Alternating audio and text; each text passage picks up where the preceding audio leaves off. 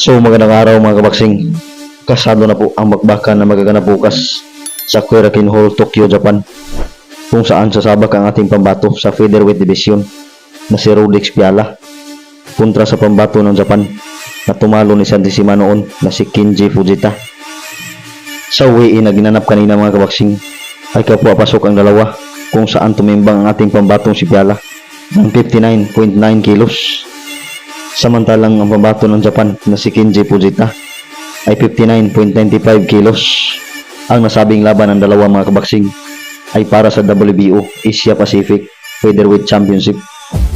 Ang ating pambatong si Rodix Piala mga kabaksing ay hawak ang kartadang 10 wins, 1 knockout, undefeated. Samantalang itong hapon na si Kenji Fujita ay isa ding undefeated na may 6 wins with 3 knockouts. Samantalang sa ibang balita mga kabaksing ay all set na rin po ang bakbakan na magaganap ngayong July 20 sa Tokyo, Japan, kung saan isa po itong world title triple header mga kabaksing na pagbibidahan sa main event ng WBC Bantamweight Champion na si Junto Nakatani kontra sa ating Pinoy na former world title challenger na si Vincent Asiro Astrolabio. Susubukang muli ni Astrolabio mga kabaksing na magiging isang ganap na world champion. Matatandaan kasi natin nauna na napasabak si Astrolabio noon sa isang title fight kontra kay Jason Moloney na kampiyon pa noon sa WBO belt sa Bantamweight division, pero bigo siyang manalo.